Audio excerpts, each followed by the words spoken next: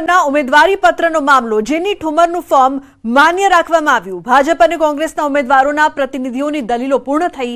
ચૂંટણી અધિકારીએ બંને પક્ષોની દલીલ સાંભળી હતી। જેની ઠુમ્મરના સમર્થકોએ સત્યમેવ જયતેના નારા પણ લગાવ્યા। કોંગ્રેસમાં ખુશી સાથે ઉત્સાહનો માહોલ જોવા મળ્યો। આજે વિસ્તૃત રીતે વાંધાઓ સાંભળવામાં આવેલા છે અને ત્યારબાદ સંપૂર્ણ છણાવટ કરી અને રિટર્નિંગ અધિકારી શ્રીએ પોતાના કારણો સાથે જેનીબેન ઠુમ્મરનું અમરેલી સંસદીય મત વિસ્તાર માટેનું ઇન્ડિયન નેશનલ કોંગ્રેસના અધિકૃત ઉમેદવાર તરીકેનું ઉમેદવારી પત્ર માન્ય રાખેલ છે। તો ભાવનગર લોકસભા બેઠકના ઇન્ડિયા ગઠબંધનના ઉમેદવાર ઉમેશ મકવાણાનું ઉમેદવારી ફોર્મ આખરે મંજૂર થયું। ઉમેદવારી ફોર્મ ભરાયા બાદ ભાજપના ઉમેદવાર નીમુબેન બાંભણિયાએ વાંધા અરજી કરી હતી, જેને લઈને ચૂંટણી અધિકારી દ્વારા વાંધા અરજી સામે જવાબ રજૂ કરવા ઉમેશ મકવાણાને 24 કલાકનો સમય આપવામાં આવ્યો હતો, જેની સુનાવણી આજે યોજાઈ હતી, જેમાં તમામ વિસંગતતાઓ દૂર કરવામાં આવતા ઉમેશ મકવાણાનું ફોર્મ મંજૂર કરી દેવામાં આવ્યું। તંત્ર પર મને પૂરો વિશ્વાસ હતો અને ચૂંટણી અધિકારીએ મારી પૂરી વાત સાંભળી જે નિર્ણય કર્યો છે તેને આવકારું છું। ગઠબંધનના ઉમેદવાર ઉમેશ મકવાણાના ફોર્મમાં ભાજપ દ્વારા 4 જેટલા વાંધાઓ લેખિતમાં રજૂ કર્યા હતા, તેમજ 2 વાંધા મૌખિક રજૂ કરાયા હતા। મુખ્ય વાંધામાં વર્ષ 18-19ની આવક બાબતે ખુલાસો કરાયો હતો કે નેટ ઇન્કમ અને ગ્રોસ ઇન્કમ બંને જુદી જુદી હોય છે, જે ભાજપ દ્વારા ખોટી રીતે તફાવત ઊભો કરી વાંધો ઉપાડવામાં આવ્યો હતો। તેમજ ડિગ્રી બાબતે હંમેશા ઉચ્ચ ડિગ્રી આપવાની હોય છે, જે ડિગ્રી સર્ટિફિકેટ આપેલ છે। આમ ભાવનગર જિલ્લા મુખ્ય ચૂંટણી અધિકારી દ્વારા તેમના જવાબ બાદ તેમનું ફોર્મ માન્ય રાખવામાં આવ્યું છે। આજે માન્ય ચૂંટણી અધિકારી માન્ય કલેક્ટર ઓબ્ઝર્વર સાહેબે આજે મારું જે ફોર્મ રદ કરવાના જે વાંધા આપવામાં આવ્યા હતા ભારતીય જનતા પાર્ટીના ઉમેદવાર નીમુબેન બાંભણિયા દ્વારા, તે વાંધા માન્ય રાખવામાં આવ્યા નથી અને આજે મારું જે ફોર્મ જે છે એ સ્વીકારવામાં આવ્યું છે વિધિવત। એ બદલ હું વહીવટી જિલ્લા તંત્રનો આભાર માનું છું। સવાલ હતો કે જે વાંધાઓ લીધેલા એ ફોર્મ સાથે જે સોગંદનામું આપેલું એ સોગંદનામાની વિગતોને મિસઇન્ટરપ્રિટ કરી અને વાંધા લીધેલા, જ્યારે કે કાયદા મુજબ ફોર્મમાં જ વાંધા હોય તો જ એનો રદ થઈ શકે। અને નામદાર કલેક્ટર સાહેબે, મહેરબાન કલેક્ટર સાહેબે મુખ્ય ચૂંટણી અધિકારી શ્રીએ જે ગાઈડલાઈન આપી છે તે ગાઈડલાઈન મુજબ અત્યારે મૌખિક રીતે ફોર્મ મંજૂર કરી આપ્યું છે। વાત કરીએ સંત સત્તા અને સંગ્રામની।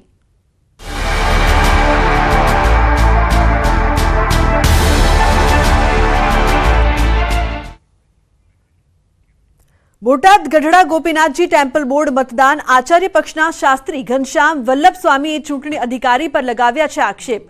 ગ્રસ્ત વિભાગના મતદાનમાં સાધુની એન્ટ્રી ન હોવા છતાં દેવ પક્ષના સાધુ અંદર પ્રચાર કરી રહ્યા છે। મુખ્ય ચૂંટણી અધિકારી વેચાઈ ગયા છે તેવા ગંભીર આરોપો લગાવ્યા।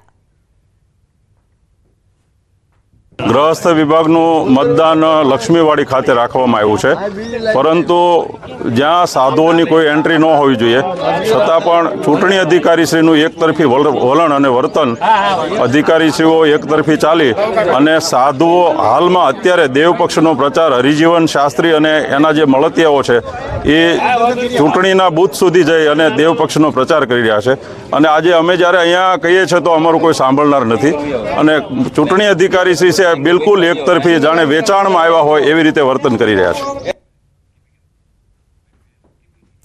તો દેશના વડાપ્રધાન નરેન્દ્ર મોદી હોય કે પછી ઇન્દિરા ગાંધી, રાહુલ ગાંધી જેવા નેતાઓ પણ ચૂંટણી ટાણે શક્તિપીઠોમાં દર્શન કરી ચૂંટણીમાં જીતના આશીર્વાદ લેવા પહોંચતા હોય છે। ત્યારે શક્તિપીઠ અંબાજી મંદિરે આવેલા શ્રદ્ધાળુઓ પણ રાજકારણના રંગે રંગાયા। ગુજરાત જ નહીં પણ રાજસ્થાન અને પંજાબથી દર્શન કરવા આવેલા શ્રદ્ધાળુઓ આગામી ચૂંટણીને કઈ નજરે જોઈ રહ્યા છે, તેમની શું છે આશા અપેક્ષા, તે જાણવાનો પ્રયાસ કર્યો। મારે તો સાહેબ એટલું કહેવાની જરૂર કે કોઈ બી સરકાર હોય પણ ભ્રષ્ટાચાર મુક્ત સરકાર આવે એવું આપણી નમ્ર વિનંતી છે। કેવી સરકાર ઈચ્છો છો? કોણ આવું? ઈમાનદાર સરકાર સાહેબ। બરોબર, ઈમાનદાર સરકાર આવું છે ભાઈનું કેવું છે? આપની શું અપેક્ષા છે? શું કહેશો? કેવી સરકાર અને કેવું વોટિંગ રહેશે? આપણા વિસ્તારમાં કેવા કામો થયા છે? અમે સુરતથી છે, અમારા વિસ્તારમાં તો ભ્રષ્ટાચાર થતું જ નથી ઓલરેડી, અને આપણા સરકારમાં મોદી સરકારની હમણાં જય છે અને એક ઈમાનદાર છે ભાજપ સરકાર, એટલે એક નંબર છે. જાણે કે હાલના કામો જુઓ તમે કે ક્યાંથી ક્યાં પહોંચાડી દીધા મોદી સરકારને આપણને. મોદી સરકાર આવે એવી જ ઈચ્છા છે અમારી. કેવા વિકાસનો કહો કેવા થયા તમારા વિસ્તારમાં શું અમારા વિસ્તારમાં તો બધા કમ્પ્લીટ થયા જ છે કામો, અને મોદી સરકાર આવે એવી અમારી અપેક્ષા છે. अभी तो जो मोदी सरकार चल रही है वही बढ़िया है सबके लिए और वही चल रही रहनी चाहिए. हमारी यही अपेक्षा है. मोदी जी ने देश को कहाँ से कहाँ ले गए, वो नाम बड़ा कर दिया देश का. ચોક્કસ આપણે જે મોદી સરકારની અપેક્ષા આપ क्या कहोगे किस तरह से होना चाहिए? मोदी सरकार आनी चाहिए. और हमारे देशों में बहुत सारे देशों में हमारी गिनती होने लगी है, नहीं तो पहले वो गिनती हो नहीं रही थी. भारत बहुत ऊंचाई पे तो पहुंच रहा है. बहुत अच्छे अच्छे काम कर रहे हैं मोदी जी. ભાજપ સરકાર જેવો અત્યારે સારી છે અને ભાજપ સરકાર રહે એવું આપણે ઈચ્છીએ છીએ. ભાજપ સરકારનું ઘણું કામ થઈ રહ્યું છે, બીજી સરકારે કોઈ થઈ શકતું નથી એ ટાઈપનું છે. ભાજપ સરકાર રહે તો સુધી આપણને બરાબર છે ને બધાને શાંતિ મળવાની છે. શ્રદ્ધાળુઓની અપેક્ષા છે કે ભાજપ સરકાર રહે, સાથે બીજા શ્રદ્ધાળુઓ આપણી સાથે છે. આપ આપણા કયા વિસ્તારમાંથી આવ્યા છો અને આપણા વિસ્તારમાં કેવા વિકાસના કામ થયા છે, કેવી સરકાર ઝંખી રહ્યા છો? બસ સરસ, જે એડજસ્ટિંગ ચાલુ સરકાર છે એના વિકાસના કાર્યો બહુ સરસ છે. સબકા સાથ સબકા વિકાસ, મોદી સરકાર. सबका साथ सबका विकास. आप શું કહેવા માંગશો? આપણે કેવી સરકાર ઈચ્છો? वही है अच्छी सरकार, अच्छे आदमी के लिए अच्छी सरकार ही चाहिए. सबका साथ सबका विकास के साथ भाजपा ही जिंदाबाद है. બિલકુલ મોદી સરકાર જિંદાબાદ કહે રહે. આપ શું કહેવા માંગશો? કેવા આપના વિસ્તારમાં કેવા વિકાસના કામો છે? કયા વિસ્તારમાંથી આવો છો? हम मौदा विस्तार से आ रहे हैं और हमारे यहाँ सब अच्छा काम हो रहा है. सबका विकास है, हर जगह अच्छाई है. जय माता दी, जय अम्बे. ચોક્કસપણે આપ શું કહેવા માંગશો કે આપણા વિસ્તારમાં કેવા કામ થયા છે? શું કહેશો, કેવી સરકાર આવી જોઈએ? બસ અમારા વિસ્તારમાં અને ઓલ ઓવર આપણા ઇન્ડિયામાં ભાજપે જે આગળ આપણા વિકાસ કર્યો છે, બધું ચેન્જિંગ કર્યું છે અને બહુ સારી રીતે બધું પ્રોગ્રેસ છે. એટલે આપણે તો અબકી બાર મોદી સરકાર. બોલો અંબે ભાજપ જ આવી જોઈએ. ભાજપ. મોદી સરકાર જિંદાબાદ. આપણા વિસ્તારમાં કેવા વિકાસના કામ અમારા વિકાસ સારા થાય છે આખા અમદાવાદના બધે. એમ હવે કેવા વિકાસની વધુ કેવા વિકાસની ઈચ્છા એ તો થશે એટલે બીજા વિકાસ થવાના જ છે ને. ચોક્કસપણે અંબાજી આવેલા જે શ્રદ્ધાળુઓ છે, ઠેક ઠેકાણેથી પંજાબથી, રાજસ્થાનથી અને ગુજરાત વિસ્તારમાંથી આવેલા શ્રદ્ધાળુઓ છે, એ જે સરકાર સારું કામ કરે, જે વિકાસ કરે તેવી સરકારની અપેક્ષાઓ આ લોકો રાખી રહ્યા છે. મહેન્દ્ર અગ્રવાલ, ન્યૂઝ 18 ગુજરાતી, અંબાજી. તો બ્રેક પહેલા નજર કરી લઈએ ટોપ 3 ન્યૂઝ પર. અંતે જેની ઠુમરનું ફોર્મ મંજૂર રાખવામાં આવ્યું. સોગંદનામાના મુદ્દે ભાજપે ઉઠાવ્યો હતો વાંધો.